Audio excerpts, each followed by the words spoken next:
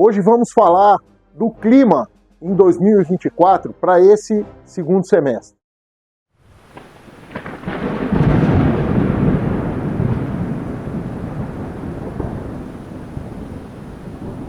Estamos aí diariamente acompanhando diversos estudos, diversas notícias a respeito do clima em 2024.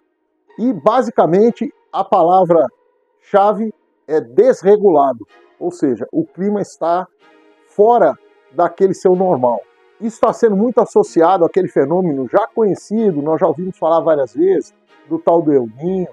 Então, vários estudos estão sendo feitos e várias dificuldades estão sendo enfrentadas. Eu achei um estudo muito interessante que falava sobre o equilíbrio do clima do planeta, que por mais que esteja confuso essa previsão, tá? Mas o clima ele permanece equilibrado. Isso é um estudo, lógico, eu não sou especialista no assunto, mas eu achei interessante esse conceito, que ele falou, sempre que numa área esquenta demais, na outra área vai esfriar, e vice-versa, de maneira que o clima, de uma maneira geral em todo o planeta, fica relativamente equilibrado. Porém, quando se fala que o clima está desregulado, na realidade, está fora dos padrões que nós conhecemos. Ou seja, ele não segue uma lógica na sua previsão. E aí os cientistas, os especialistas dizem que o clima está desregulado.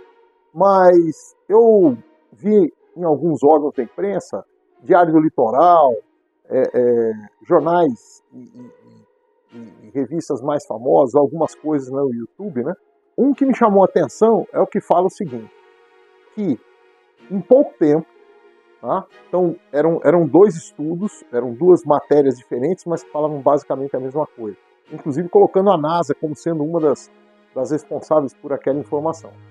Mas que em algum tempo, até 2070, ou seja, mais aí uns pouco menos de 50 anos, nós teríamos regiões daqui da Terra com o clima tornando aquela região inabitável, né? Isso no mundo e incluía o Brasil em alguns locais, algumas regiões. A primeira região que estaria esquentando fora do normal seria o sul da Ásia, ali, Paquistão, lá para aqueles lados. Então, que o clima esquentaria tanto, tá? Eles têm uma medida que chama bulbo úmido. Eu não sei muito bem o que é isso. Como eu falei, não sou especialista no assunto. Mas aquilo tem uma medida máxima para a convivência, para a permanência do ser, convivência não, para a permanência do ser humano na área. Então aquilo estaria completamente fora dos parâmetros. Tá? Então, nessa região, por exemplo, do sul da Ásia, ali na área do Paquistão, nós teríamos temperaturas altíssimas impossibilitando a vida humana na área. Não só temperatura, como umidade, as duas coisas ao mesmo tempo. Outro local seria o Oriente Médio. Então, o Golfo Pérsico, Mar Vermelho, aquilo ali estaria sofrendo uma forte pressão. Tanto o Paquistão, como são áreas quentes, né? Então, imagina aquilo esquentando mais. E ainda na China. Então, a coisa para aquele lado lá está bem feia em termos de clima, né? Mas atinge aqui o Brasil. Centro do Brasil, aqui na área de Brasília, Goiás, aqui por esse lado, Tocantins, né? E na Amazônia. Então, temperaturas subindo mais e alterações na umidade. Aí não ficou bem claro na reportagem se aumenta a umidade na Amazônia, ou seja, chove mais lá, ou não. Esses locais, esses estudos, na realidade estão apontando para a gente que tem alguma coisa muito séria acontecendo. Mas não é só o problema de temperatura. Nós temos aí os furacões. Então, recentemente, nós tivemos um furacão ali no Caribe e assustou os cientistas, porque ele, em pouco tempo, o que foi que ele teve de anormal? Em pouco tempo, ele chegou na categoria 5, que é um furacão já que faz um estrago muito grande. Então, eles esperavam que isso fosse acontecer aos poucos, e em menos de 48 horas ele já estava causando um estrago muito grande. Ele fez realmente um estrago muito grande por lá. E ainda nós temos as tempestades tropicais, certo?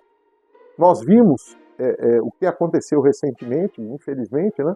Lamentamos bastante e acompanhamos um pouco mais de perto o que aconteceu ali com as chuvas no Rio Grande do Sul.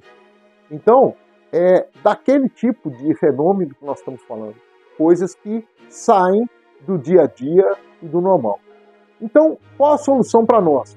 Então, nós sobrevivencialistas não temos um conhecimento, a maioria de nós não temos um conhecimento profundo sobre a meteorologia, mas podemos acompanhar.